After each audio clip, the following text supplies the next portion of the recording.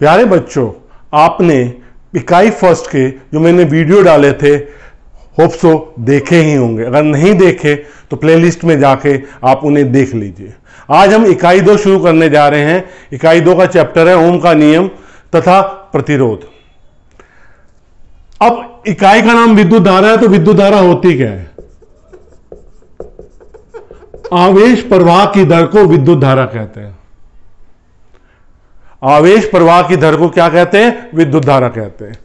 अगर किसी चालक में टी समय में क्यू धारा बह रही है, टी समय में क्यू कूलम आवेश बह रहा है, तो कितनी धारा होगी? I is equal to Q upon T, right.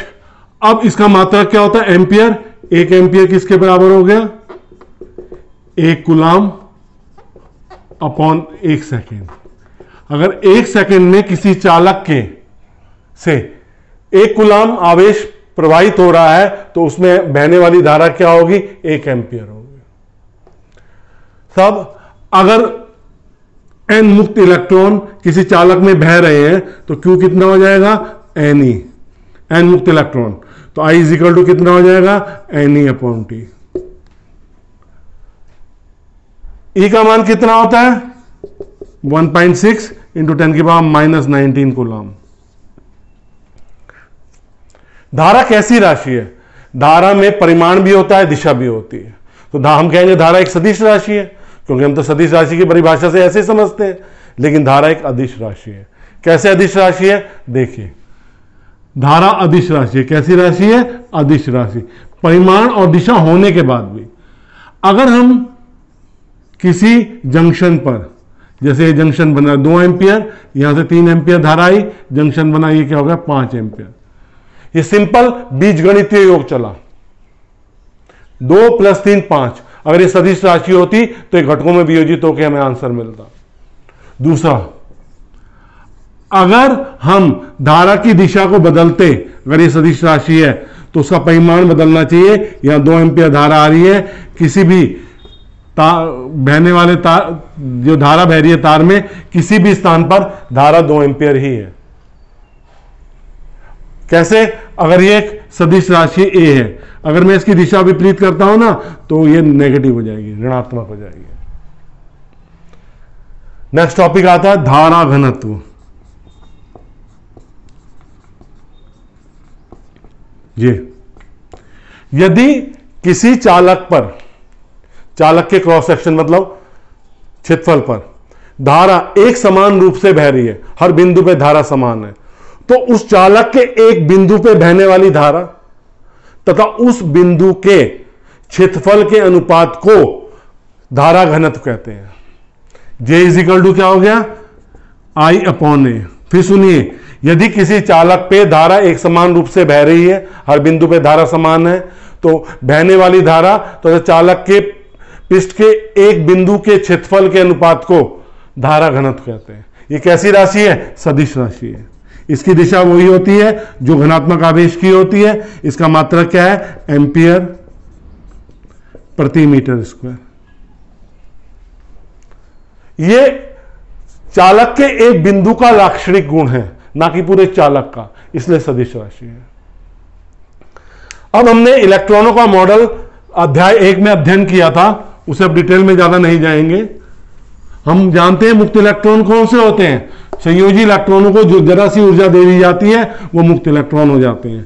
वो परमाणु अणुओं के बीच में जो स्थान होता है उसमें घूमते हैं, विचरण करते हैं स्वतंत्र रूप से। मुक्त इलेक्ट्रॉन मॉडल, इलेक्ट्रॉन मॉडल। तो मुक्त इलेक्ट्रॉन मॉडल में क्या हमने बताया था? मुक्त इलेक्ट्रॉनों के बारे में बताया था। यह अध्याय फर्स्ट के लेक्चर जो फर्स्ट है उसमें हमने बता चुके हैं। अब ये मुक्त इलेक्ट्रॉन इस तरह से बिहेव करते हैं जिस तरह बर्तन में कोई गैस भर दी जाए। गैस के अणु हर दिशा में जाते हैं, आपस में टकराते हैं, दीवारों से टकराते हैं। इसी तरह ये मुक्त इलेक्ट्रॉन किससे, जो घनात्मक आयन जिससे इलेक्ट्रॉन बना है उससे टकराते हैं बारंबार। और आपको ये जानकर अचंभा होगा कि जो दो टकरों के बीच की स्पीड होती है ना, जो दो टकरों के बीच की स्पीड होती है वो 10 मीटर प्रति सेकंड ऑर्डर की होती है। ये लगातार टकराते हैं। तो अगर हम ओवरऑल बात करें कि मतलब हमारे पास n मुक्त इलेक्ट्रॉन है तो उनका औसत वेग क्या होगा? 0। इसे तापीय वेग भी कहेंगे क्योंकि ये ताप के कारण है, कोई बाह्य स्थिति नहीं है यहां पे। अगर n अणु थे तो u plus un is equal to क्या हो गया? 0 हो गया। जब इलेक्ट्रॉन टकराते हैं, बारंबार टकराते हैं, तो दो टकरों के बीच की जो दूरी तय की जाती है वो माध्य मुक्त पथ कहलाता है, और जो समय होता है उसे श्रांति काल कहते हैं। इसे यूज करेंगे ओम्स के नियम के डेरिवेशन में। दो टकरों के बीच की दूरी क्या कहलाती है? माध्य मुक्त पथ कहलाता है, और जो समय कहलाता है वो श्रांति काल कहलाता है। अब एक टर्म आती है, उसे कहते हैं अनुगमन वेग, अंग्रेजी में कहते हैं ड्रिफ्ट वेलोसिटी। अगर हम किसी चालक के सिरों को एक बैटरी से जोड़ दें, ये देखो ये चालक है, इसके सिरों को बैटरी से जोड़ दिए। जब हमने जोड़ा नहीं था तब क्या स्थिति थी वो भी हम दिखाएंगे। यहां पे एक ऐसे जा रहा है, एक ऐसे जा रहा है, एक ऐसे जा रहा है, एक ऐसे जा रहा, तो औसत वेग 0 था। अब हमने इस चालक के सिरों को एक बैटरी से जोड़ दिया। बैटरी से जोड़ने पे हमारा क्या हुआ? एक वैद्युत क्षेत्र उत्पन्न हुआ। वैद्युत क्षेत्र उत्पन्न होने से इलेक्ट्रॉनों पे एक बल लगा वैद्युत क्षेत्र की विपरीत दिशा में, और इलेक्ट्रॉन त्वरित हुए। ये नहीं कि उनकी टकरें बंद होगी, टकरें बंद नहीं हुई, टकरें हो रही हैं, लेकिन इस वैद्युत क्षेत्र के कारण, बल लगने के कारण, ये एक निम्न वेग कितना है? 10⁻⁻⁴ मीटर प्रति सेकंड का। बहुत कम है, बहुत कम। इतने न्यूनतम वेग से निम्न विभव से उच्च विभव की ओर चलते हैं, और ये न्यूनतम वेग क्या कहलाता है? अनुगमन वेग कहलाता है। क्या कहलाता है? अनुगमन वेग कहलाता है। ये कब तक गति करेंगे अनुगमन वेग से? जब तक बैटरी जुड़ी है और की जुड़ी हुई है, धारा बह रही है। तो धारा कैसे बहेगी? इसमें ऐसे बहेगी। अब हम एक रिलेशन ड्राइव करते हैं, अनुगमन वेग धारा में संबंध।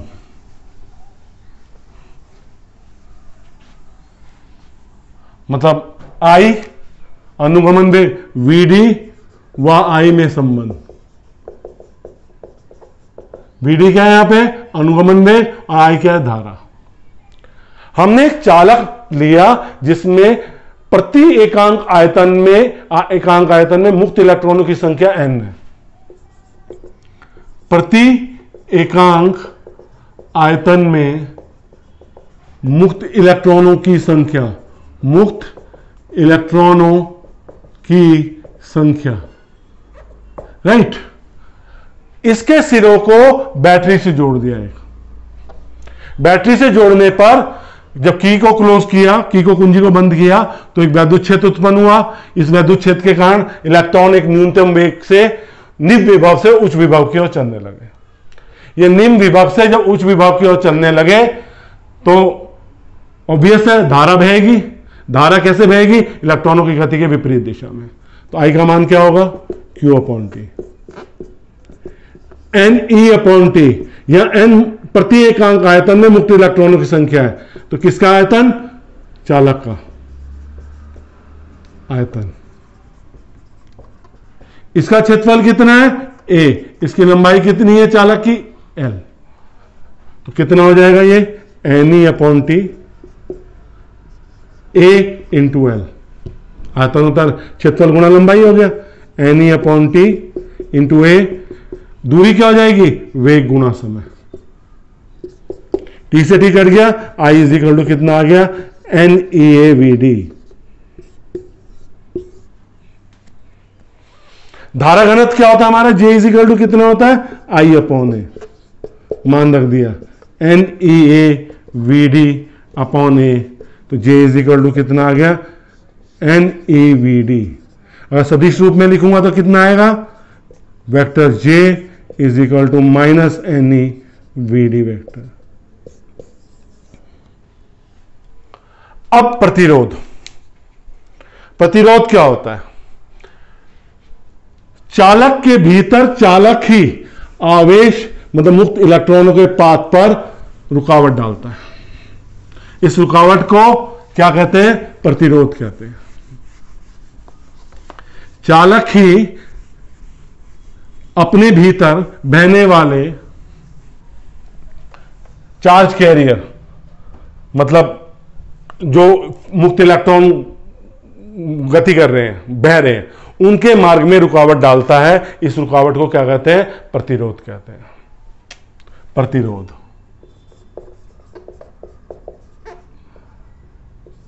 राइट।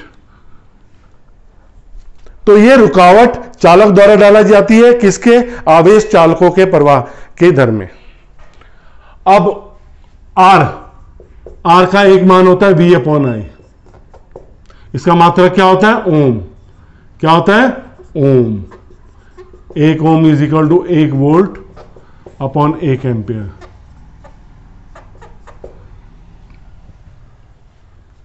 अगर 1 वोल्ट का विभवांतर लगाने पर चालक में 1 एम्पियर की धारा बह रही है तो उसका प्रतिरोध कितना होगा? 1 ओम होगा। क्या होगा? 1 ओम होगा। अब यह प्रतिरोध किस किस चीज पर निर्भर करता है? मतलब ये हमारा एक चालक है, इसकी लंबाई L है, इसका क्षेत्रफल A है। तो एक तो ये पदार्थ के गुण पर निर्भर करेगा, ये पदार्थ के गुण कैसे कैसे, और ये प्रतिरोध किस में निर्भर करेगा? लंबाई पे। देखो, आपके जिस सिटी में आप रहते हैं कोई ऐसा मार्केट होगा जो क्राउडेड मार्केट होता है, जो जिसमें भीड़ बहुत होती है, लेकिन सुबह अगर 5 बजे का समय है तो आप दौड़ते हुए जा रहे हैं, लेकिन शाम का समय है जब पर्सन्स है तो आप नहीं दौड़ पा रहे, चल भी नहीं पा रहे। और जितना मार्केट की लंबाई ज्यादा होगी उतना समय ज्यादा लगेगा, तो प्रतिरोध उतना ही बढ़ गया ना, आर अनुक्रमानुपाती हो गया। अगर उस मार्केट की चौड़ाई को बढ़ा दें तो प्रतिरोध क्या हो जाएगा? घट जाएगा, ज्यादा चलने के लिए स्थान मिलेगा। तो प्रतिरोध जो हुआ व्युत्क्रमानुपाती क्या हुआ? क्षेत्रफल के। दोनों को कंबाइन किया, R is equal to, combine कर दिया, R directly proportional L upon A, R is equal to rho L upon A. Rho को क्या कहते हैं? प्रतिरोधकता या विशिष्ट प्रतिरोध। क्या कहते हैं? विशिष्ट प्रतिरोध। यह विशिष्ट प्रतिरोध किसी भी पदार्थ का लाक्षणिक गुण है। मान ले मेरे पास एक तार है, उसको 2 पीस में तोड़ दूं, रो का मान बदलेगा नहीं। और कॉपर का मान कहते हैं 10⁻29 प्रति मीटर क्यूब है मुक्त इलेक्ट्रॉनों की संख्या उसमें। तो विशिष्ट प्रतिरोध जो पदार्थ का कॉपर का वो नहीं बदलेगा, वो तो नियत है। उसको तार के रूप में ले आओगे, उसको आयताकार रूप में ले आओगे, वर्ग के रूप में ले आओगे, गोलाकार के रूप में ले आओगे, विशिष्ट प्रतिरोध नहीं बदलेगा। तो तार को काटने छाटने पर विशिष्ट प्रतिरोध नहीं बदलता। और रो का मान क्या हो गया? RA upon L। और हम L 1 मीटर ले लें, A क्या ले लें? 1 मीटर स्क्वायर ले लें, तो रो इज इक्वल टू क्या हो जाएगा? R। विशिष्ट प्रतिरोध किसके? विशिष्ट प्रतिरोधकता किसके बराबर आ गई? प्रतिरोध के बराबर आ गई। राइट। अब हम आते हैं सबसे इंपॉर्टेंट ओम के नियम पे। ओम का नियम क्या कहता है? अगर किसी चालक की भौतिक अवस्थाएं नहीं बदलती हैं, अगर किसी चालक की भौतिक अवस्थाएं नहीं बदलती हैं, तो उस चालक के सिरों पर लगाए गए विभवांतर तथा उसमें बहने वाली धारा का अनुपात नियत रहता है। यदि किसी चालक की भौतिक अवस्थाएं नहीं बदलती हैं तो चालक के सिरों पर लगाए गए विभवांतर तथा धारा का अनुपात क्या रहता है? नियत रहता है। V/I is equal to R। ठीक। अब कैसे पता चलेगा? अगर हम V और I के बीच में ग्राफ प्लॉट करते हैं, अगर हमें एक सीधी रेखा मिलती है तो ओम के नियम का पालन हो रहा है। ओम के नियम को हम कैसे करेंगे? प्रूफ प्रैक्टिकल रूप में हम एक बैटरी लेंगे, हमने एक बैटरी ले ली, यहां पे कुंजी लगा दी, यहां पे एक एमीटर लगाया, धनात्मक और ऋणात्मक चिन्ह, जिस तार का प्रतिरोध निकालना है उसके समांतर क्रम में वोल्टमीटर लगा दिया, और यहां पे लगाया एक रियोस्टेट, मतलब जो धारा को नियंत्रित करेगा। अब आप क्या करेंगे? एक टेबल बना लेंगे, यहां पे सीरियल नंबर हो गया, यहां विभवांतर V वोल्ट में है, I एम्पियर में है, किसमें है? एम्पियर में है, और R is equal to V/I प्रतिरोध की गणना कर लेंगे। तो प्रतिरोध की जब गणना करेंगे तो क्या होगा? R की वैल्यू, जैसे आपने यहां 0.5 वोल्ट लगाया, धारा आपको 0.25 मिली, तो कितना हो गया? 2।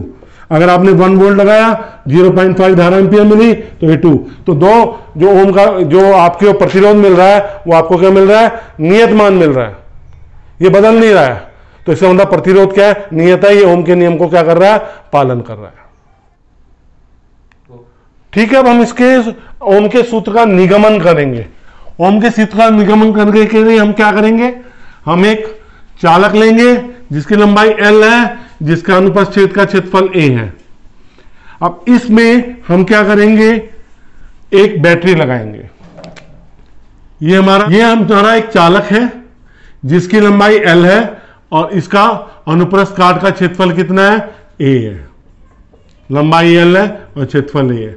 इसके सिरों को किससे जोड़ दिया, बैटरी से जोड़ दिया। यहां एक कुंजी लगा दी, राइट, ये प्लस ये माइनस ये कुंजी। अब जब आपने, तो यहां पे एक वैद्युत क्षेत्र उत्पन्न होगा, वैद्युत क्षेत्र E, राइट। अब ये इसमें मुक्त इलेक्ट्रॉन किससे चलेंगे, अनुगमन वेग से, VD वेग से। ये इलेक्ट्रॉन चल रहे हैं ना, तो इलेक्ट्रॉनों पे बल भी लगेगा, इलेक्ट्रॉनों पे क्या लगेगा, बल भी लगेगा। तो एक इलेक्ट्रॉन पे कितना बल लग रहा है, F = QE EV/L। इसमें कितना त्वरण उत्पन्न हो रहा है, A = F/m EV/L upon m, A = EV/ml, first equation. अब जो इलेक्ट्रॉनों के बीच में टकराई होती थी, टकराया फिर रुक गया इलेक्ट्रॉन, फिर टकराया फिर रुक गया। तो अनुगमन वेग हम जानते हैं गति की समीकरण से, पहली समीकरण से, V = U + AT, VD = 0 + A tau. तो VD = क्या है, EV/ml × टाउ, राइट। हम जानते हैं I का मान क्या होता है, NEAVD, धारा का। तो धारा कितनी होगी, NEA, VD क्या है, EV/ml × tau. I = NE² AV टाउ/ml। V/I = ml/NE² tau, right, A। तो ये अगर इस चालक की भौतिक अवस्था नहीं बदलती तो इस चालक के सिरे पे लगाए गए विभवांतर तथा धारा का अनुपात नियत होता है। तो यह भौतिक अवस्था नहीं बदल रही है, तो ये सब जो फैक्टर्स हैं ये कोई चेंज नहीं, ना लंबाई चेंज होगी, ना क्षेत्रफल, ना शांतिकाल, बाकी तो कांस्टेंट है। तो एक नियतांक के बराबर हो जाएंगे और ये नियतांक क्या होगा, R। तो V/I = क्या हो गया, R, जहां R का मान कितना है, ml/NE² टाउ A। ठीक है, अब हम इस डेरिवेशन को करने के बाद ओमीय और अनोमीय चालकों के बारे में समझेंगे। ओमीय क्या होते हैं, सीधी सीधी परिभाषा चल रही है कि जो ओम के नियमों का पालन करते हैं उसे ओमीय परिपथ कहते हैं, जो ओम के नियम का पालन नहीं करता उसे क्या कहते हैं, अनोमीय परिपथ कहते हैं। तो कौन से ऐसे पदार्थ हैं जो ओम के नियम का पालन करते हैं, कौन से ऐसे पदार्थ हैं जो ओम के नियम का पालन नहीं करते। अगर हम V और I के बीच में ग्राफ प्लॉट कर रहे हैं, V आ जाए यहाँ पे, I यहाँ पे आ जाए, हमें एक स्ट्रेट लाइन मिल रही है, तो ये ओमीय, और जो पदार्थ इसमें होते हैं वो ओमीय पदार्थ कहलाते हैं। अगर हम V और I के बीच में ग्राफ प्लॉट करें, जैसे I हमारा यहाँ पे है, V हमारा यहाँ पे है, बल्ब के लिए V हमारा यहाँ पे है, ठीक है, I यहाँ पे है, और ग्राफ ऐसे आने लग रहा है, तो यह अनोमीय परिपथ कहलाएगा। ये डायोड के लिए, किसके लिए, डायोड। आगे पढ़ेंगे। अगर हम टॉर्च बल्ब के लिए V और I के बीच में ग्राफ प्लॉट करते हैं तो ग्राफ ऐसे आता है, गिरता है, तो ये बल्ब के लिए, टॉर्च बल्ब के लिए। तो ये दोनों किसको शो कर रहे हैं, अनोमीय को। इसमें गत्यात्मक प्रतिरोध निकालते हैं। गत्यात्मक प्रतिरोध कैसे निकालते हैं, हम V वर्सेस I के बीच में ग्राफ प्लॉट करते हैं। ठीक है, ये ग्राफ आया, यहां पे 2 पॉइंट्स ले लेते हैं, एक A और B जो स्ट्रेट होता है, यहां से लम डाला, यहां से लम डाला, ये कितना आ गया V2, यहां पे आ गया V1 और ये हो गया I2 और यहां पे हो गया I1। तो R का मान कितना हो जाएगा, ढाल, ढाल क्या है हमारे पास BC अपॉन AC, क्या आ गया V2 minus V1 upon I2 minus I1। तो R को हम कैसे लिख सकते हैं, delta V upon delta I भी। तो उससे हम गत्यात्मक प्रतिरोध निकाल सकते हैं। क्या निकाल सकते हैं, गत्यात्मक प्रतिरोध। हमने अभी एक सूत्र लिखा था, हमने एक सूत्र का निगमन किया था, R is equal to rho L upon A. अभी हमने ओम के जो नियम का सत्यापन किया उसमें लिखा M upon N E square tau L upon A. जब हम दोनों समीकरणों की तुलना करेंगे तो हमें प्रतिरोधकता का मान भी मिलेगा कि वो इन फैक्टर्स पे डिपेंड करता है, N E square tau. Tau क्या है यहाँ पे, शांतिकाल, और एन क्या है, एकांक आयतन में मुक्त इलेक्ट्रॉनों की संख्या। अब हमारा प्रतिरोध या प्रतिरोधकता विभिन्न पदार्थों की ताप के साथ कैसे परिवर्तित होती है, ताप के साथ, ठीक है, ताप के साथ ये कैसे परिवर्तित होती है इसके बारे में हम पता लगाएंगे।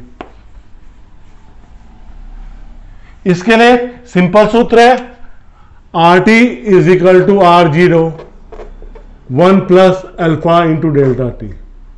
अल्फा प्रतिरोध ताप गुणांक है, ताप गुणांक। तो अगर मैं धातु की बात करता हूं, धातुओं की, तो धातु के लिए अल्फा का मान क्या होता है, पॉजिटिव होता है।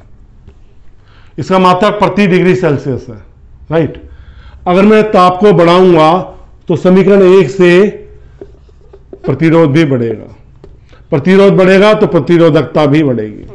और इसका ग्राफ कैसे मिलेगा मुझे, ऐसे, रो, और ये परम ताप है केल्विन में। अगर मैं मिश्र धातुओं की बात करूं, मिश्र धातुओं में क्या होता है, दो या दो से अधिक धातुओं को मिला के बनाया जाता है। तो मिश्र धातुओं में अल्फा का मान क्या होता है, पॉजिटिव होता है। लेकिन जब हम ताप बढ़ाते हैं तो उस रेशो में प्रतिरोध नहीं बढ़ता, मतलब कम बढ़ता है। तो इसलिए इन्हें स्टैंडर्ड रेजिस्टर के रूप में भी यूज करते हैं।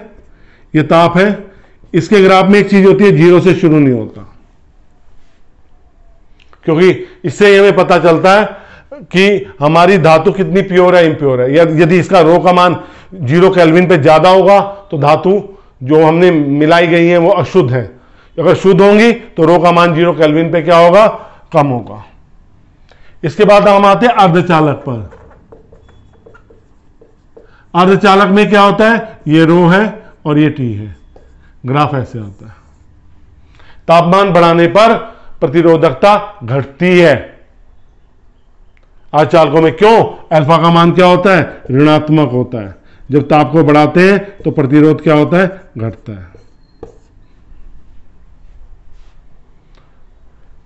अब हमारा नेक्स्ट टॉपिक आता है वैद्युत ऊर्जा तथा शक्ति। अगर हम किसी तार में बहुत देर तक धारा को प्रवाहित करते हैं तो धारा को जब हम प्रवाहित करते हैं तो क्या होता है, उसमें प्रवाहित करने पे, और जब हम करंट स्विच ऑफ करते हैं और तार को छूते हैं तो क्या मिलता है, हमें मिलता है कि तार गर्म हो गया। तार क्या हो गया, गर्म हो गया। जब वो गर्म हो गया है तो कैसे गर्म हुआ है, कैसे उसकी वैल्यू का मान हम ज्ञात करेंगे। देखिए, हमारे पास कोई भी एक इलेक्ट्रिकल अप्लायंस मतलब वैद्युत उपकरण है, इसको हमने बैटरी से जोड़ रखा है, यहां कुंजी लगाई, इसका मान R है, इसमें I धारा प्रवाहित कर रहे हैं हम, ठीक है। जब हम I धारा प्रवाहित कर रहे हैं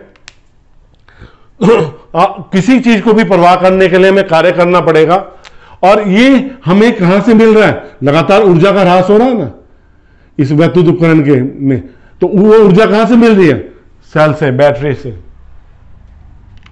तो W इज इक्वल टू क्या होता है, QV, और Q का मान यहां पे किसके बराबर है, IT। तो W इज इक्वल टू कितना हो गया, IT into V, that is VIT। ये कार्य करना पड़ा ना आवेश क्यू पर, आवेश को प्रवाह करने के लिए कितना विभवांतर लगाया, v विभवांतर लगाकर। हम जानते हैं we know that v is equal to क्या होता है आई आर, तो w इज इक्वल टू क्या हो गया I R into I T, w हो गया I square R T, first equation. We know that I is equal to क्या होता है v अपॉन आर। समीकरण 1 से लो, ये दो समीकरण 1 से W is equal to v upon R T, that is v square T upon R. फिर वी नो दैट हमने 3 फार्मूले में मिल गए कार्य के, ये कार्य किस रूप में होंगे, वैद्युत ऊर्जा के रूप में संचित होंगे, that is V I T I square R T, that is V square T upon R. कार्य करने की दर को क्या कहते हैं, क्षमता कहते हैं, शक्ति। कार्य करने की दर को क्या कहते हैं, शक्ति। तो शक्ति क्या होती है, कार्य करने की दर। अगर हम इसमें फार्मूला पुट करते हैं V I T upon T I square R T upon T, that is V square T upon R upon T, तो शक्ति का सूत्र क्या आ गया, P is equal to V I square R V square upon are.